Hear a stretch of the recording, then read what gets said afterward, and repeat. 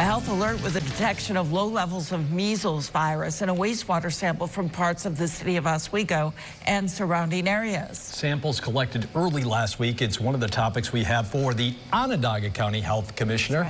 Dr. Katie Anderson, good to see you. Thanks for joining us. Appreciate it. Thanks for having me. I know it is not your county where where that wastewater came from, but let's talk a little more broadly, I guess, about it. What's the level of concern? Because when we hear measles, I think people's antennas really go up. So let's start by placing this in broader context. So currently in the United States, we're having the worst outbreak of measles we've had in decades. There's been over 1,500 cases involving over 40 states, and there's been over 20 cases in New York this year. So unfortunately, going into this finding in the wastewater, measles is entirely preventable, but given levels of vaccination, it's not just a matter of if, it's when we would begin to see this. So the level of concern should be high. Measles is a very serious and preventable disease. The finding of the measles in the wastewater, we'll have to see what that will tell us. It could be an early indication that there may be just one person infected, there may be multiple people infected, but it's another indication that we need to keep our level of vigilance quite high and get people vaccinated as quickly as we can. Yeah, I was just going to say, does that put Onondaga County on a higher alert now that it's right next door in Oswego County? We were on high alert, and now we remain on high alert with increased vigilance. So our last case in central New York was in Onondaga County, I believe in the year 2000.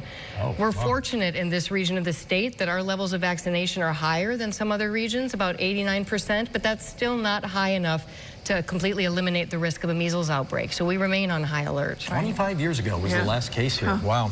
I was asked by a couple of people about this. Would there be any reason for somebody to get a measles shot? I know there's no real such thing as a booster, but if they don't know their vaccination status, I'm thinking probably adults who are a little bit older and maybe don't have access to that kind of stuff. Yeah, so measles is highly contagious. So the guidance is that if you were born before 1957, which is about when the vaccines began to roll out, you were almost certainly exposed and you can be considered immune. If you were born between 1957 and 1968, there were some vaccines that weren't as good as this current vaccine at that time.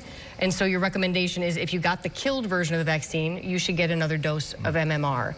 For everyone else, if you've gotten your vaccine, there's no need for later in life boosters. It's a great vaccine that works for decades. Okay, that's good to know. You know, we talk about the measles vaccine, and we know that a key CDC committee a couple of weeks ago changed the childhood vaccine schedule for MMRV. What's your recommendation about getting them all at once, as has always been scheduled? So the meeting of the ACIP, or the Advisory Council on Immunization Practices, has raised some confusion and I'd say some concern about potentially changing recommendations coming out of that council. But what I will say, and it's important that people hear this, is that the recommendations from your state and local health departments, the recommendations from professional associations like American Medical Association, American Academy of Pediatrics, have not changed. The recommended vaccines by age, by different indications, are the same as they were. In that meeting, ACIP met and discussed a few vaccines. MMRV and COVID are the main ones that came out with recommendations. In that meeting for MMRV, which is a combination vaccine of measles, mumps, rubella, and varicella combined to decrease the number of shots kids are getting, they flagged what they saw as a very small increase in a non-serious condition, which is febrile seizures. And they used that as the reason to say that children under 4 should not be recommended to get that vaccine. Now, practically, the implications of that may not be significant. However, it does decrease patient choice, provider choice. Both of the vaccines given separately are still good. We still recommend everyone gets them, but it's counter to evidence and science-backed recommendations. I've been meaning, I'm going to change topics now. We're going to get off vaccines a little bit. I've been meaning to ask you this one since I think about August. We're finally going to get to it.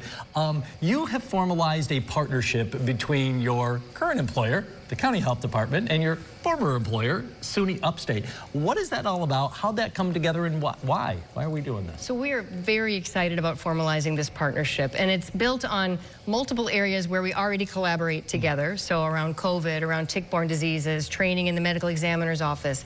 But it's modeled after successful partnerships, for example, between Harvard and the Massachusetts Department of Health, Albany and the New York State DOH, to build a scaffolding around these institutions, borrow from both of our strengths, and really really try to improve the impact of our health-related interventions, public health in our community.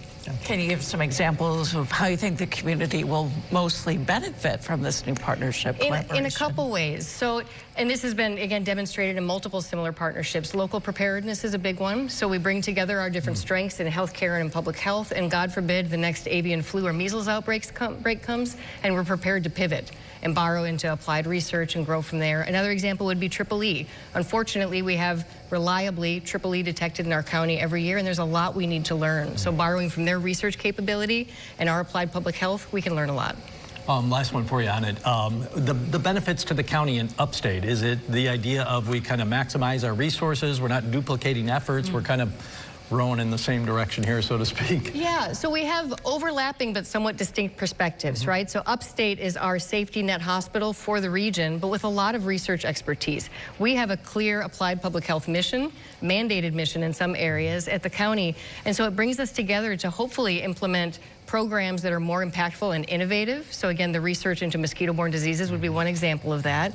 But we also hope to recruit, attract, and retain talent to our area, which would improve outcomes for upstate, for the county, and for our community as well. A lot of opportunity there. Dr. Katie Anderson, thank you so much for your time, and as always, your guidance. We appreciate it. Thank you.